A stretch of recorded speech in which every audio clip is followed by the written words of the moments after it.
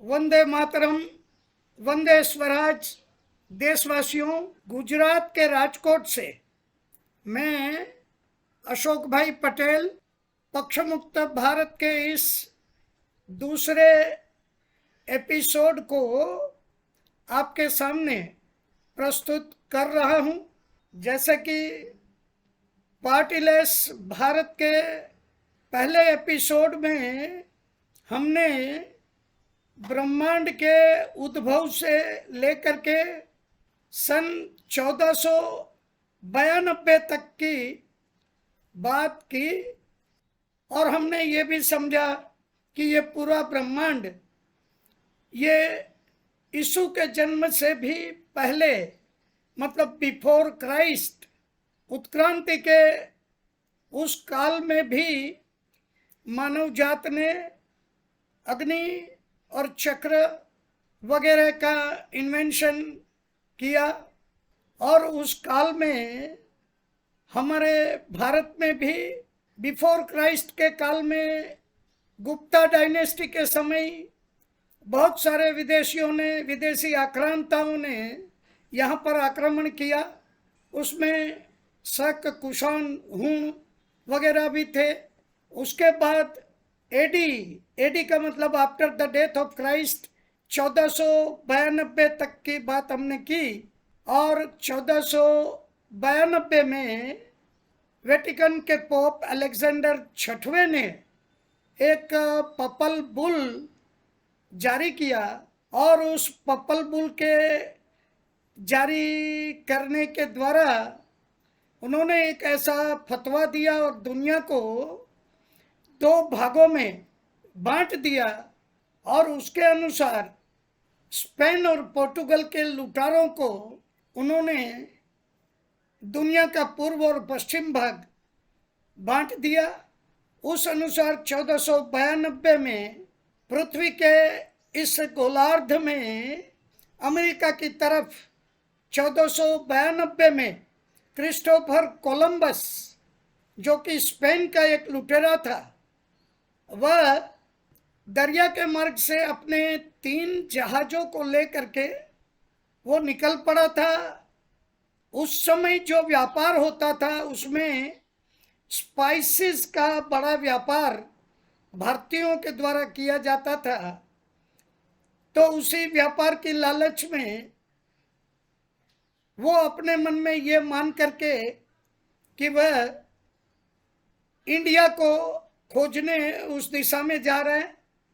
और जहां पर वो पहुंचा वो एक्चुअली में अमेरिका की जगह थी, दरिया किनारे पे। वहां पर जो लोग उसके सामने आए उनके मुंह गोरे चिट्टे और लाल थे। उनके लाल मुंहों की वजह से कोलंबस ने उनको रेड इंडियंस कह के पुकारा और वो रेड इंडियंस की तरह से जाने गए। तो इस तरह से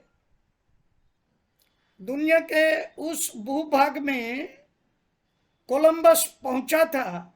तो उसी वक्त मई महीने की 20 तारीख को 1498 में भारत के कालीकट नाम के बंदर पर, साउथ इंडिया में जो कि स्थित है, वहां पर वास्को डी गामा पहुंचा था अपने जहाजों के द्वारा और अपने साथियों के साथ। तो उस वक्त वहां पर कैलिकट में एक हिंदू राजा जामोरिन, उसका राज्य था।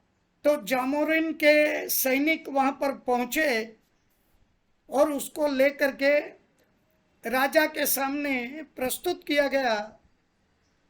तब वास्को डी गामा ने उस राजा से यह अनुरोध किया, यह विनती की कि वे वहां उसके राज्य में शांतिपूर्ण तरीके से आसरा चाहते हैं।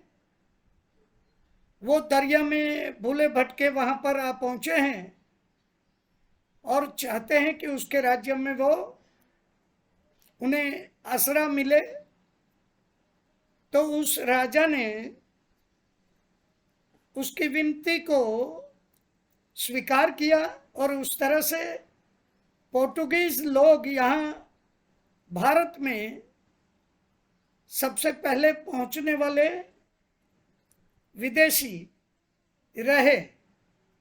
वहां पर उन्होंने अपने तरीके से छोटा मोटा व्यवसायी व्यापार शुरू किया और उसके बाद 10 सालों में ही उन पोर्टुगीज छद्मवेशी लुटेरों ने उस जामोरिन राजा को उसी के किसी व्यक्ति को अपने साथ मिला करके और गद्दारी के लिए उकसा करके उस राजा को उसके महल में ही जिंदा जला दिया और उसके बाद भारत के उस दक्षिण और पश्चिम के तट पर दरिया के किनारे ये पोर्टुगीज अपना विस्तार करते चले गए। कैलिकट से आगे बढ़ करके कोचीन, उसके बाद गोवा और उसके बाद ये मुंबई तक पहुंचे। और यहाँ आज जो दादरा नगर हवेली, दमन और दीव के विस्तार हैं, ये भी सारे पोर्टुगीज ने अपने कब्जे में लिए।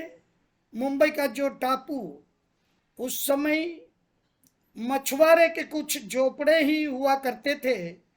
आज का मुंबई जिस तरीके से एक मेट्रोपॉलिटन सिटी बना हुआ है और दुनिया के मुख्य शहरों में जिसका शुमार है, यह सिर्फ मछुआरे के कुछ झोपड़े हुआ करते थे, कुछ छोटे मोटे गांव हुआ करते थे। इस इलाके पर पोर्टुगीज राजा ने अपना आधिपत्य जमाया। एक तरह से गुंडागर्दी के द्वारा यह मुंबई का विस्तार उसने अपने कब्जे में किया। और जिस समय यहाँ पर पोर्टुगीज ये सारा कुछ कर रहे थे, तभी उस समय स्पेन वाले कोलंबस वगैरह और बाकी के बहुत सारे यूरोपियंस भी, यूरोपियन देशों के लोग भी अमेरिका जा कर के पहुंचे थे।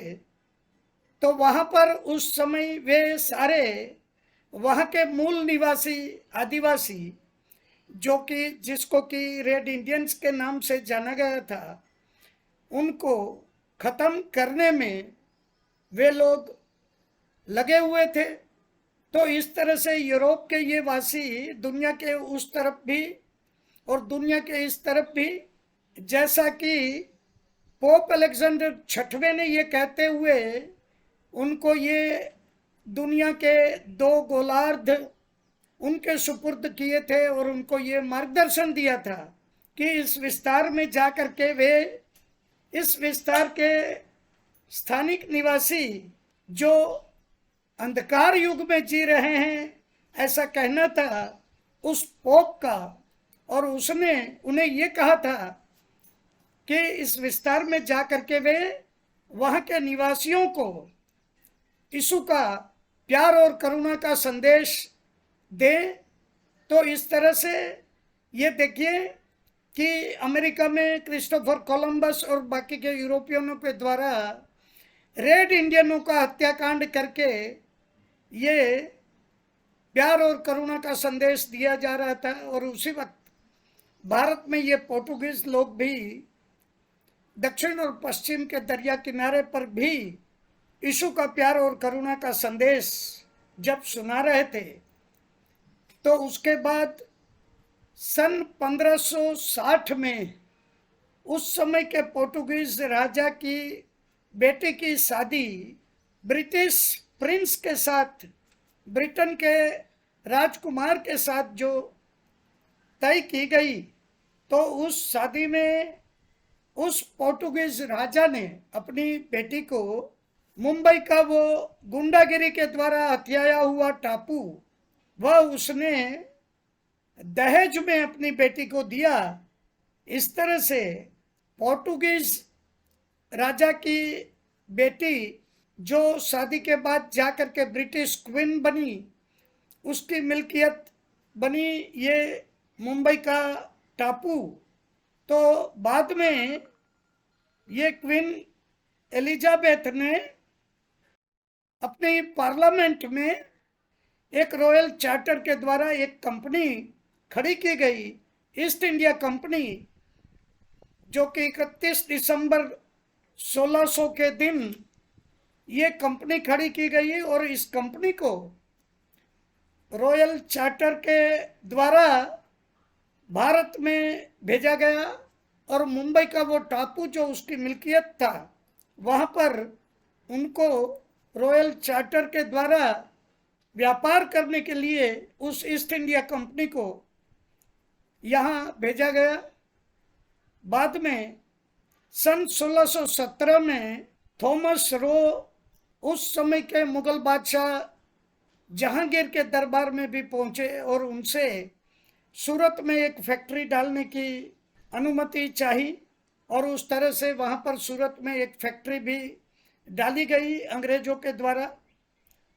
10 सालों में ही मुंबई में भी ऐसे ही कोई दूसरी फैक्ट्री भी डाली गई और 3 प्रेसिडेंसियों के द्वारा भारत के उपखंड में, जो कि कोई देश नहीं था, एक प्रदेश था। मैं यहाँ आपको बता देना चाहता हूँ कि भारत आज जिसे हम अपना देश मान रहे हैं, ये पूरा भूखंड, ये भारतीय उपखंड एक प्रदेश हुआ करता था, ये इंडियन रीजन था, ये भारतीय प्रदेश था जिसको आज हम अपना देश कहते हैं। तो ये देश जो बना है ये 1947 में बना है। इस बात को हमें बराबर से ध्यान में रखना चाहिए। और ये इस तरह से अंग्रेज यहाँ पर त्रिकोणीय मतलब ट्रायंगुलर ट्रेड को आगे बढ़ाना उन्होंने शुरू किया। भारत के माल के बदले में वे इंग्लिश सोने और चांदी के सिक्के दिया करते थे और उस काल में चाइना से जो खरीदी हो रही थी उनके द्वारा वहां पर भी उन्हीं सिक्कों का उपयोग वे कर रहे थे और माल की कीमत घटाने के लिए ये बहुत बड़ी चालाकी उनके द्वारा की गई, जिसके द्वारा बहुत ही ज्यादा मुनाफा उनके द्वारा कमाया गया। और ये उनके द्वारा जो कुछ भी हो रहा था, इसको सबसे पहले 1757 में मुर्शिदाबाद के नवाब ने सबसे पहले पहचाना था और वो नवाब थे सिराजुद्दौला, जिन्होंने व्यापार के बहाने अंग्रेज जो लूट कर रहे थे उसको पहचाना और उन्होंने चैलेंज भी किया। फलस्वरूप जो पलासी का युद्ध हुआ उसके विषय में हम सभी जानते हैं और पलासी के उस युद्ध में अंग्रेजों की तरफ से सेनापति थे लॉर्ड क्लाइव और नवाब की तरफ से थे मीर जाफर। तो लॉर्ड क्लाइव ने नवाब के उस सेनापति को भ्रष्ट करके गद्दारी के लिए उसको उकसाया और उसने वो गद्दारी की और उस गद्दारी के फलस्वरूप नवाब की आर्मी, नवाब की मिलिट्री सैन्य बल जो अंग्रेजों के मुकाबले 20 गुना ज्यादा था, फिर भी उस पलासी के युद्ध में नवाब की हार हुई। ये सब कुछ हम जानते हैं। जिस समय यहाँ पर भारत में ये सब कुछ हो रहा था, उसी समय यूरोप में सन 1760 के आसपास ज्यूज के द्वारा सेंट्रलाइज्ड बैंकिंग सिस्टम के द्वारा इकोनॉमी को एक अजगर भरड़ा लेने की शुरुआत की गई थी। और सेंट्रलाइज्ड बैंकिंग सिस्टम के वो जो पायोनियर्स थे, उसमें हम सभी अब जान चुके हैं कि रोथशिल्ड, रॉकफेलर, मॉर्गन, स्कीफ वगैरह जो वर्ल्ड बैंकर्स, जो कि आज 13 फैमिली के स्वरूप में जाने जाते हैं, और जिनके द्वारा ये सेंट्रलाइज्ड बैंकिंग सिस्टम के द्वारा आतंक जो है, ये आर्थिक आतंक, इकोनॉमिक टेररिज्म आज दुनिया भर में चालू है, और जिसके फलस्वरूप दुनिया में 1914 से 1919 के काल में फर्स्ट वर्ल्ड वॉर हुआ। उस फर्स्ट वर्ल्ड वॉर के अंत के बाद यूरोप के डेवलप्ड देशों के द्वारा, जो कि संख्या में कुल 5 ही थे, अमेरिका, इंग्लैंड, जर्मनी, चाइना और रशिया, इन लोगों ने मिलकर के एक लीग ऑफ नेशंस नाम की संस्था को बनाया था।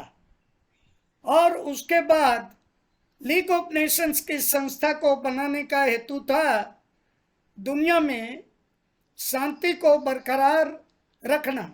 और उसके बाद भी दुनिया में शांति जिस तरीके से चाहिए थी वो नहीं रह पाई थी। और सन 1939 से दुनिया में सेकेंड वर्ल्ड वॉर भी शुरू हो गई, और 1945 में ये सेकेंड वर्ल्ड वॉर का अंत हुआ, जिसके अंत के बाद लीग ऑफ नेशंस जो कंप्लीटली फेल हो चुकी थी, उसको तो बिखेर दिया गया, कैंसिल कर दिया गया, और उसकी जगह पर यूनाइटेड नेशंस ऑर्गेनाइजेशन की, यूनो की स्थापना कर दी गई। और अब जो है इस तरफ, इस बीच में ये फर्स्ट वर्ल्ड वॉर और सेकेंड वर्ल्ड वॉर, उसके भी पहले, मतलब कि 1757 में जो पलासी का युद्ध हुआ, उसके बाद से यहाँ पर ईस्ट इंडिया कंपनी बराबर से अपना विस्तरण करती जा रही थी। व्यापार का विस्तरण, अपनी प्रॉपर्टी का विस्तरण, अपने थाने उन्होंने बना के रखे थे। और ये सारे प्रेसिडेंसी के स्वरूप में ये प्रेसिडेंसी कही जाती थी। और उनका कैपिटल उस समय कोलकाता में बनाया गया था। कोलकाता ब्रिटिश कैपिटल रहा उस समय में। ये सारा कुछ ये चलता रहा। ये 1857 तक ये सब कुछ चलता रहा। और जैसा कि इतिहास से हम सभी जानते हैं कि 1857 में बैरकपुर में ये प्रथम स्वतंत्र संग्राम जिसे हम कहते हैं, और अंग्रेज आज भी जिसको रिवॉल्यूशन कहते हैं, वो रिवोल्ट, वो कलकत्ता के नज़दीक बैरकपुर नाम के मिलिट्री कैंटोनमेंट में हुआ, जिसमें कि मंगल पांडे के द्वारा 2 अंग्रेज अधिकारियों को मार गिराया गया था। और बाद में यहाँ पर जो कंपनी के अधिकारी थे, उन्होंने रानी से मदद मांगी थी, ब्रिटिश रानी से, और ब्रिटिश रानी ने यहाँ सैन्य की मदद भेजी थी, जिसके बाद उस रिवोल्ट को, उस रिवॉल्यूशन को, जिसे हम प्रथम स्वतंत्र संग्राम कहते हैं, उसको दबा दिया गया था।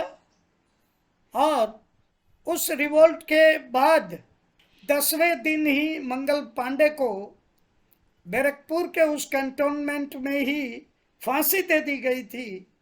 और उस फांसी के बाद 4 दिन के बाद जब उस मिलिट्री कैंटोनमेंट के सैनिक वहाँ के बाजार में कुछ खरीदारी के लिए निकले थे, तब जब कुछ महिलाओं ने उनके ऊपर चूड़ियां फेंक करके जो ताने दिए उनके कि भाई इतनी ही वीरता है आप लोगों में, तो फिर जब आपके साथी को फांसी दी जा रही थी आपके नजर के सामने, तब क्या कर रहे थे आप सारे, ये कह करके फिर ये 1100 सैनिक जो हैं उनको ये बात, ये चोट वे सहन नहीं कर सके और वे वहां से हथियारों की लूट करके वे निकल पड़े।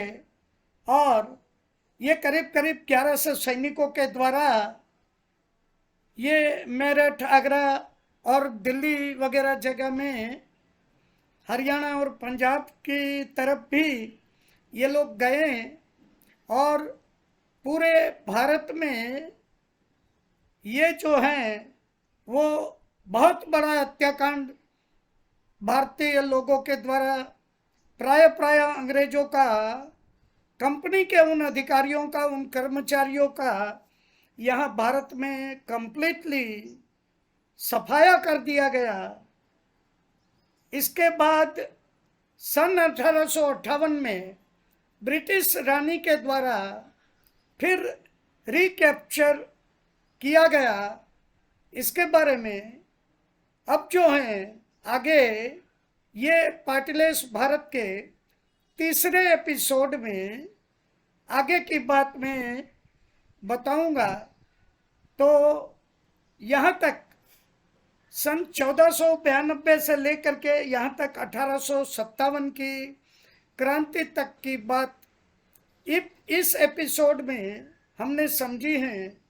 और आगे के एपिसोड में इसी क्रम को आगे बढ़ाते हुए हम आगे सन 1947 में हमें आज़ादी मिली, तब तक की बात तीसरे एपिसोड में मैं बताऊंगा।